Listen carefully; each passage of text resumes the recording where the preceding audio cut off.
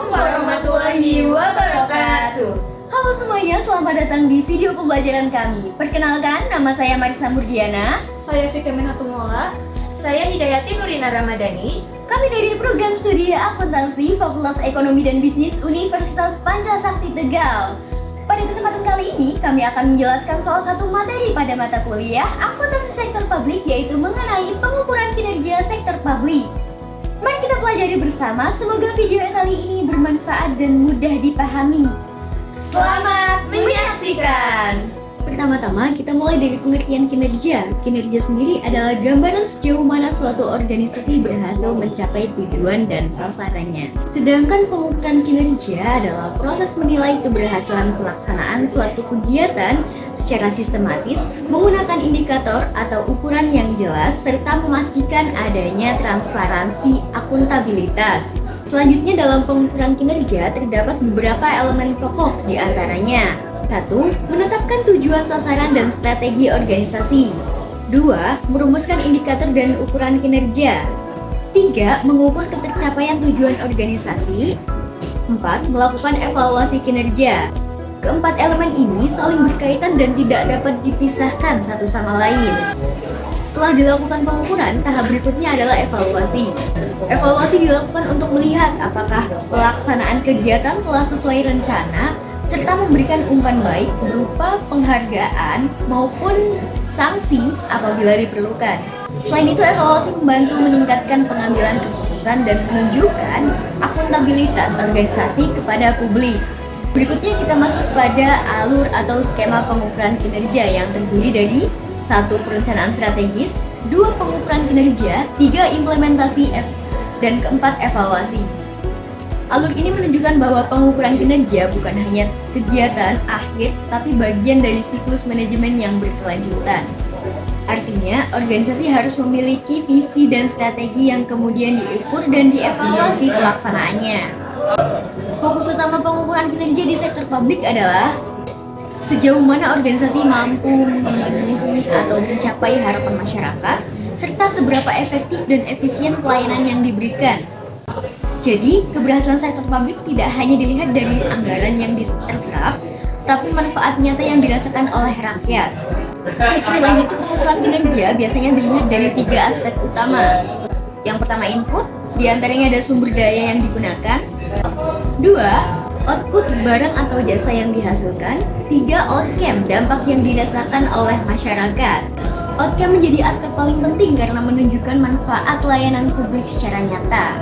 Sebagai pembanding organisasi komersial, menilai kinerjanya dari sumber daya, meliputi biaya, tenaga kerja, peralatan, dan kapasitas, efisiensi dan efektivitas, mutu fleksibilitas, kepuasan pelanggan, produktivitas, profitabilitas, pertumbuhan.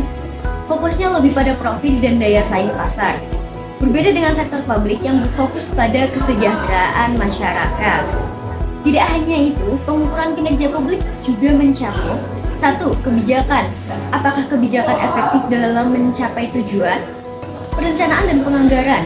Apakah anggaran yang digunakan sesuai prioritas? 3. Kualitas output. Mutu pelayanan publik yang diterima masyarakat. Kehematan ekonomi, penggunaan sumber daya sehemat mungkin.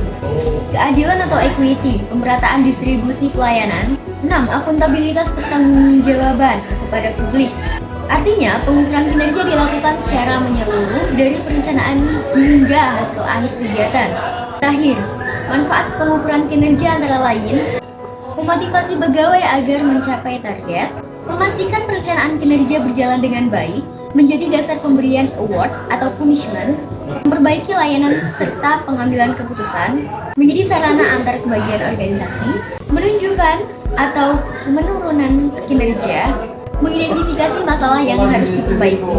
Singkatnya, pengukuran kinerja penting untuk memastikan bahwa setiap rupiah anggaran negara dikelola dengan tepat dan penuh tanggung jawab. Selanjutnya, perbedaan pengukuran sektor publik dan sektor bisnis. Secara umum, pengukuran kinerja digunakan untuk menilai apakah sebuah organisasi telah mencapai tujuan dan sasarannya. Namun, tujuan organisasi sektor publik dan sektor bisnis sangat berbeda, sehingga cara mengukur kinerjanya pun tidak sama. Pada sektor bisnis, kinerja lebih banyak diukur menggunakan indikator keuangan. misalnya laba, pendapatan, solvabilitas, rentabilitas, dan return of investment. Sementara pada sektor publik, keberhasilan organisasi tidak hanya dilihat dari aspek keuangan, tapi juga dari aspek non-keuangan, seperti kepuasan masyarakat, pemerataan pelayanan, kualitas kebijakan, efektivitas program, dan akuntabilitas publik. Berikutnya saya akan membahas mengapa pengukuran kinerja sangat penting bagi organisasi, khususnya di sektor publik.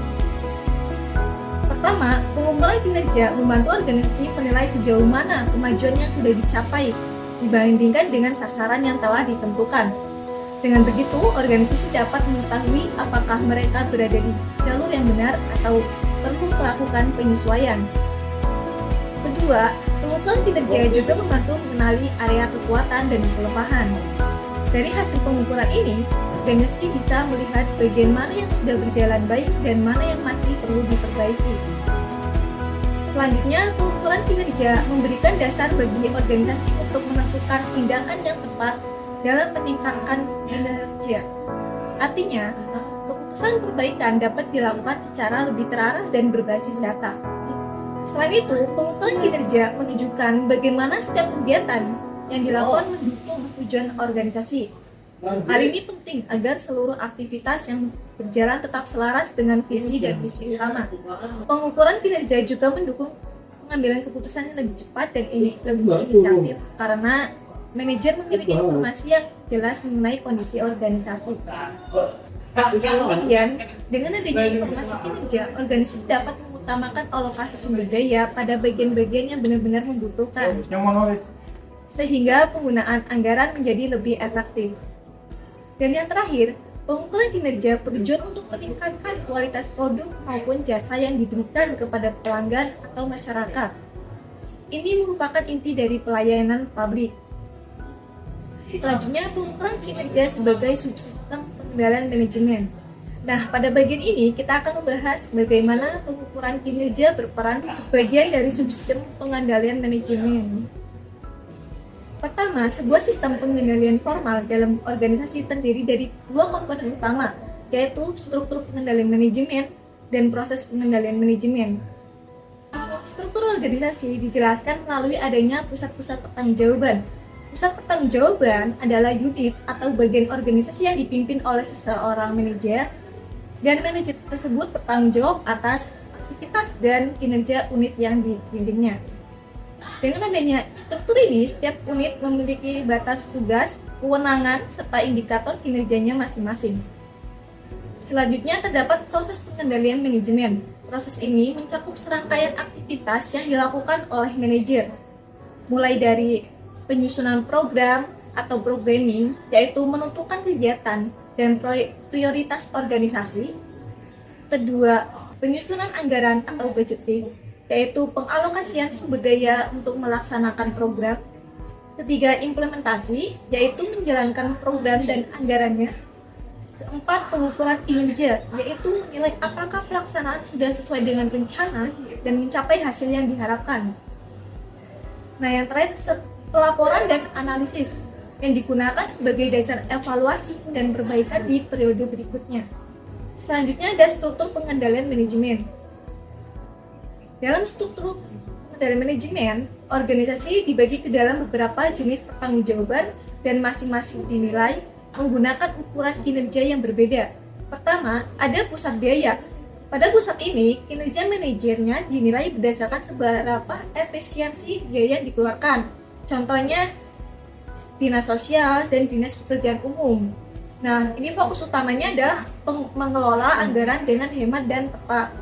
Kedua, ada pusat pendapatan, di mana pusat ini penilaian kinerja didasarkan pada pendapatan yang berhasil dihasilkan. Contohnya adalah Dinas Pendapatan Daerah, yang bertugas mengumpulkan penerimaan daerah. Ketiga, ada pusat laba. Pusat ini dinilai dari laba yang dihasilkan. Biasanya terdapat pada unit usaha pemerintah seperti BUMN, BUMD, objek wisata milik pemerintah daerah, bandara, dan pelabuhan. Terakhir, pusat investasi. Di sini kinerja manajer dinilai berdasarkan laba yang diperoleh dibandingkan dengan investasi yang ditanamkan. Contohnya adalah Departemen Riset dan Pengembangan. yang menilai keberhasilan investasi jangka panjang. Selanjutnya ada hubungan antara pusat pertanggungjawaban dengan pengendalian anggaran. Dalam pemerintah daerah, organisasi dianggap sebagai pusat pertanggungjawaban yang kemudian dipecah menjadi unit-unit kecil seperti dinas dan UPT. Setiap unit dipimpin oleh manajer yang bertindak sebagai budget holder, yaitu pihak yang bertanggung jawab atas pelaksanaan anggaran. Pengendalian anggaran dilakukan dengan membandingkan output dan belanja real dengan anggaran yang telah direncanakan, sehingga dapat dilihat apakah pelaksanaannya sudah efisien dan sesuai dengan tujuannya. Selanjutnya, proses pengendalian manajemen. Proses pengendalian manajemen dalam organisasi sektor publik terdiri dari beberapa tahapan penting. Yang pertama adalah perumusan strategi, yaitu menentukan arah dan tujuan jangka panjang organisasi. Yang kedua ada perencanaan strategi, yaitu menyusun langkah-langkah strategis untuk mencapai tujuan tersebut. Tahap ketiga adalah penganggaran, yaitu pengalokasian sumber daya dan menetapkan anggaran untuk setiap program. Selanjutnya dilakukan pelaksanaan anggaran, yaitu menjalankan program sesuai dengan rencana dan penggunaan dana yang telah ditetapkan. Dan yang terakhir adalah evaluasi kinerja, yaitu menilai apakah pelaksanaan program dan anggaran sudah efektif dan sesuai target. Nah, kelima proses ini saling berkaitan dan menjadi dasar bagi organisasi dalam menjaga efisiensi, efektivitas, serta akuntabilitas kinerjanya. Selanjutnya ada sistem pengukuran kinerja. Nah, gambar ini menunjukkan alur sistem pengukuran kinerja. Nah, hasil pengukuran ini menjadi feedback untuk perbaikan di periode berikutnya. Nah, semakin ke atas, proses ini bersifat lebih kualitatif, namun semuanya saling berhubungan membentuk sistem pengukuran kinerja yang lebih utuh. Selanjutnya ada sifat keterukuran perencanaan. Nah, gambar ini menunjukkan bahwa perencanaan disusun secara bertingkat, dimulai dari visi dan misi, kemudian falsafah atau slogan, lalu turun ke tujuan, sasaran, dan program, hingga akhirnya ke anggaran. Nah, semakin ke dalam, perencanaan menjadi semakin spesifik dan terukur. Selanjutnya ada perencanaan strategis. Perencanaan strategis berarti menetapkan tujuan organisasi serta menentukan strategi untuk mencapainya. Dengan mempertimbangkan kondisi lingkungan internal maupun eksternal, dengan kata lain, perencanaan strategis membantu organisasi menentukan arah jangka panjang dan memastikan setiap langkah yang diambil sesuai dengan tujuan besar organisasi. Selanjutnya ada tahap perencanaan strategis. Perencanaan strategis dilakukan melalui beberapa tahap penting. Pertama, organisasi menginisiasi dan menyetujui proses perencanaan strategis, lalu mengidentifikasi kewajiban dan tanggung jawab organisasi itu. Setelah itu, nilai-nilai serta misi organisasi dijelaskan. Kemudian dilakukan penilaian lingkungan internal dan eksternal untuk mengetahui kekuatan, kelemahan, peluang, dan ancaman. Nah, dari hasil penilaian tersebut, organisasi mengidentifikasi isu-isu strategis yang harus dihadapi. Kemudian merumuskan strategi untuk mengatasinya. Tahap berikutnya adalah meninjau dan menetapkan rencana strategis serta menyusun visi organisasi yang efektif. Selanjutnya dikembangkan proses implementasinya yang jelas agar strategi dapat dijalankan dengan baik. Dan sebagai tahap akhir, strategi dan proses perencanaan ini dievaluasi kembali untuk memastikan bahwa semuanya tetap relevan dan efektif. Selanjutnya ada penyusunan program. Penyusunan program atau programming adalah proses pengambilan keputusan untuk menentukan program-program yang akan dijalankan oleh organisasi. Di dalamnya juga termasuk memperkirakan seberapa banyak sumber daya yang perlu dialokasi. Teman-teman, pernahkah kalian bertanya bagaimana pemerintah merencanakan pembangunan? Nah, jawabannya ada 3 proses penting, yaitu yang pertama, proses perencanaan program, kedua, penganggaran, dan yang ketiga, akuntabilitas kinerja. Mari kita bahas satu persatu. Proses yang pertama yaitu kegiatan penyusunan program. Ini adalah tahap di mana organisasi menentukan apa saja yang akan dilakukan untuk mencapai tujuannya, yaitu dengan cara pertama, analisis terlebih dahulu usulan program, yaitu dengan melihat ide-ide kegiatan atau proyek baru yang diusulkan. Kemudian, organisasi harus meninjau apakah ide-ide ini penting, sesuai dengan tujuan besar organisasi, dan layak untuk dilaksanakan atau tidak. Kemudian yang kedua, penelaahan program yang sedang berjalan, yaitu dengan mengecek program-program yang sudah ada dan yang sedang dilaksanakan. Tujuannya untuk menilai efektivitas dan efisiensi. Jika ada yang tidak berjalan dengan baik, maka program tersebut mungkin perlu diberhentikan, diubah, atau diperbaiki. Kemudian yang ketiga, penyusunan sistem koordinasi program secara terpisah dengan cara memastikan bahwa semua program meskipun dikerjakan oleh unit yang berbeda tetapi saling terhubung dan tidak tumpang tindih. Maka perlu ada mekanisme agar setiap unit bisa bekerja sama dan rencana yang satu tidak mengganggu rencana yang lain. Proses yang kedua yaitu penyusunan anggaran atau budgeting. Ini adalah proses menerjemahkan rencana program menjadi angka-angka keuangan. Inti dari kegiatan budgeting ini adalah menjawab dua pertanyaan utama, yaitu pertanyaan pertama, berapa biaya atas rencana-rencana yang dibuat? Ini adalah sisi belanja atau pengeluaran. Dilakukan dengan cara menghitung secara rinci semua yang harus dikeluarkan untuk menjalankan program yang sudah disetujui. Hal ini mencakup biaya gaji, pembelian alat, biaya operasional, dan yang lainnya. Kemudian, pertanyaan yang kedua yaitu berapa banyak dan bagaimana cara memperoleh uang untuk mendanai rencana tersebut. Ini adalah sisi pendapatan, yaitu dari mana uang akan didapatkan biaya pengeluaran tersebut. Sumbernya bisa berasal dari pajak, retribusi, tunjangan, bantuan, atau sumber pendapatan lainnya. Setelah rencana disusun dan uang dialokasikan, maka saatnya implementasi atau pelaksanaan. Nah, untuk tahu seberapa berhasil pelaksanaan ini, kita butuh yang namanya pengukuran kinerja. Pengukuran kinerja adalah alat untuk mengetahui apakah kegiatan yang sudah direncanakan dan dianggarkan berjalan sesuai harapan dan mencapai tujuannya. Pengukuran kinerja bisa menggunakan alat ukur finansial, misalnya efisiensi biaya, dan alat ukur non-finansial, misalnya tingkat kepuasan publik. Hasil pengukuran ini tidak dibuang, melainkan menjadi umpan balik atau feedback yang fungsinya digunakan untuk perbaikan di tahun berikutnya, memperbaiki alokasi sumber daya, dan yang terpenting sebagai bukti pertanggungjawaban publik. Sekarang kita kenalan dulu nih dengan dua istilah kunci dari pengukuran kinerja yang saling terikat, yaitu Critical Success Factor dan Key Performance Indicator. Critical Success Factor atau CSF adalah area kunci keberhasilan suatu organisasi. Ini adalah beberapa hal vital yang jika dicapai maka organisasi dianggap sukses. Area CSF ini ditetapkan berdasarkan fokus dan prioritas utama dari pimpinan organisasi. Penetapannya dengan mempertimbangkan kondisi saat ini dan menggunakan variabel finansial maupun variabel non-finansial. Contoh dari CSF, misalnya CSF yang menentukan keberhasilan sebuah pemerintahan atau desa, maka bisa dilihat dari kesejahteraan dan pemerataan ekonomi, kesejahteraan sosial, kemudian seni budaya dan olahraga pada pemerintahan atau daerah tersebut. Nah, untuk mengukur CSF itu, kita butuh yang namanya Key Performance Indicator atau KPI. Key Performance Indicator atau KPI adalah alat pengukur spesifik yang digunakan untuk menilai apakah CSF atau area kunci keberhasilan sudah mencapai target atau belum.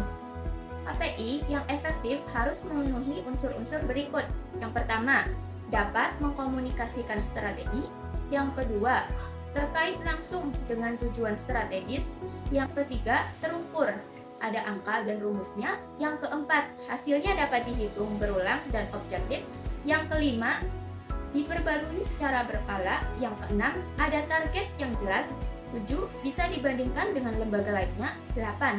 Indikator tetap relevan atau tidak kadaluarsa. Yang kesembilan, data tersedia. Dan yang ke-10, biaya pengukuran lebih kecil dari manfaatnya. Contoh dari Key Performance Indicator atau KPI, misalnya yaitu KPI yang mengukur area CSF, kesejahteraan, dan pemerataan ekonomi. Maka bisa dilihat dari indikator pertumbuhan ekonominya, laju inflasi, pendapatan per kapita, ketimpangan kemakmuran pendapatan, Dan yang kelima, angka Black Huruf serta angka usia harapan hidup. Yang terakhir dan yang paling penting adalah akuntabilitas kinerja.